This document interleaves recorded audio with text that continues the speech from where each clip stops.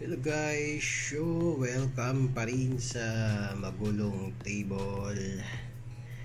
Marami tayo nakapila dito Ayun, short demo lang ulit ng ating back to back version 1 COS type naman ngayon. So napansin ko na kasi pagka yung box type is medyo delay yung pasok kasi kumbaga nagge-generate pa siya ng signal doon sa box IC, no? So hindi naman siya ganun kahaba yung delay, but syempre pagka in case of emergency, so kailangan mo fast modulation, fast trigger, ganyan, fast response. So ayun, ito testingin natin So bali ang gamit ko ngayong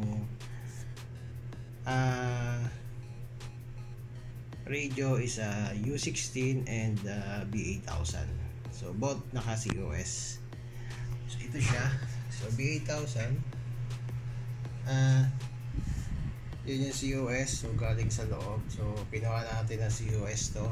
So yung COS na marami sa Google So medyo ingat lang sa pag-solder sa loob kasi napakaliit ang pyesa. So ito naman yung U16. So U16 na makinis, walang kabungi-bungi.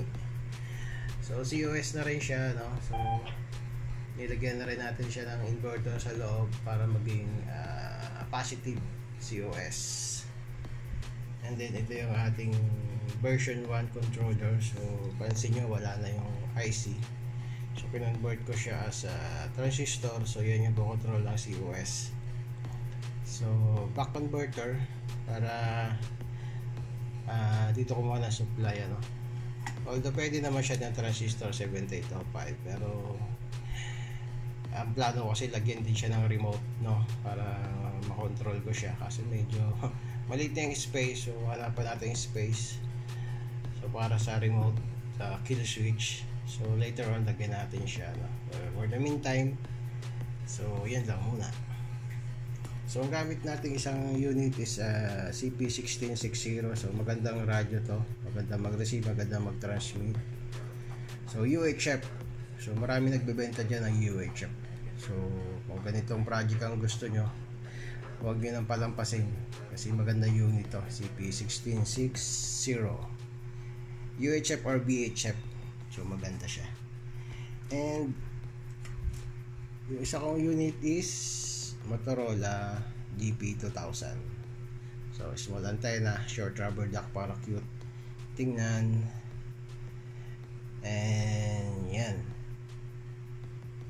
So dito gamit kong frequency is 435-300. And naka siya, body loop na 4-stack body loop. Tapos ito naman is naka X520, Although pwede kong gamitin yung X520, lalagyan ko lang ng duplexer. So pwede rin. So as of now, ni-observe ko lang kung ano yung performance nito. Naka-separate na. So okay, testingin natin. So magta-transmit ako sa U. Sa U, papunta sa B. Check 1, 2, 4, audio check. Lakas yung audio natin, So bawas tayo ng audio dito sa receiver. Kasi itong 1660 malakas yung gain niya, Maganda yung gain niya. 1, 2, 3, 4, check. Ayan. 1, 2, 3, 4, check. Then sabi naman tayo mag-transmit. Narinig naman tayo sa U. Check 1, 2, 3, 4. May na yung volume sa ating konti. Feedback. So bawas tayo ng audio sa receive.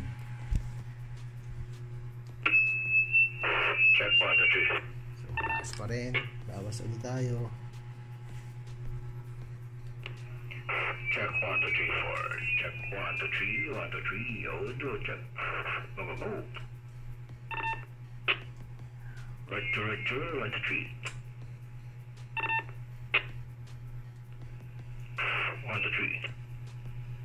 So mapansin nyo yung pag press mo ng PTT, so activate agad siya.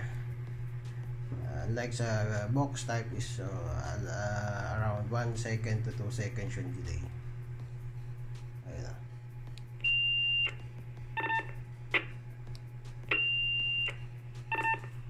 So yun. 1, 2, 3, 4, check.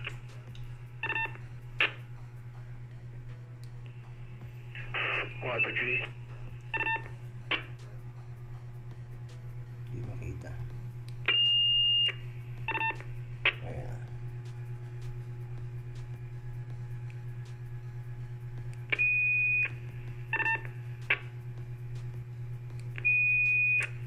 Yun, fast response, so mabilis mag-activate, no? 1, 2, 3, 4.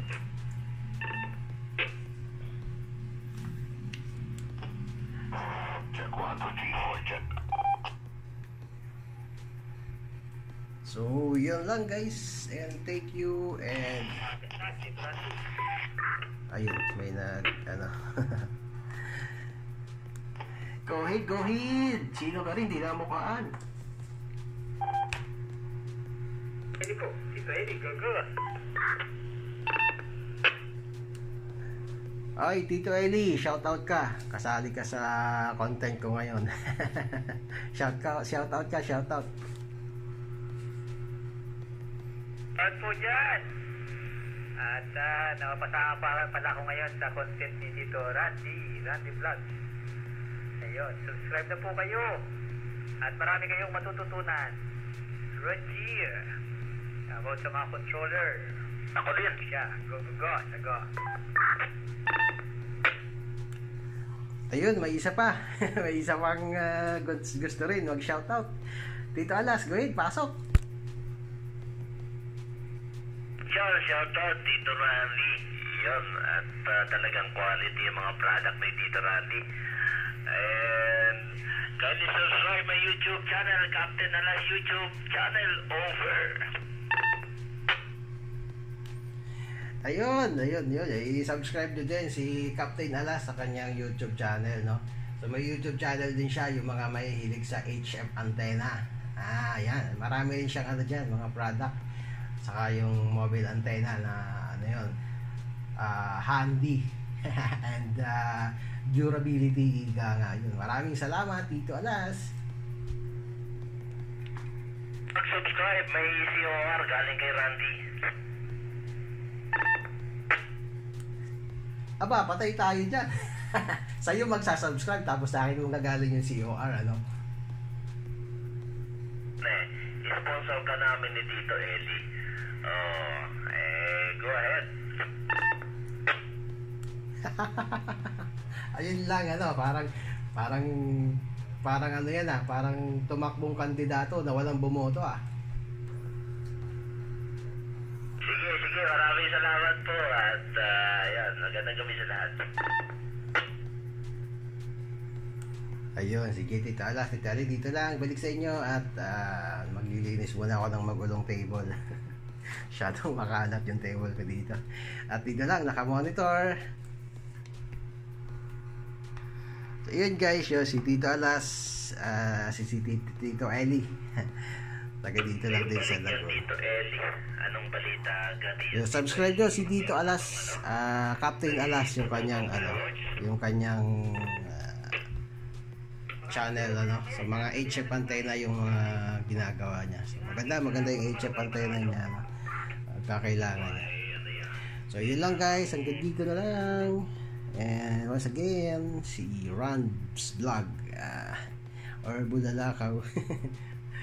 And ayun, maraming salamat and happy long weekend everyone.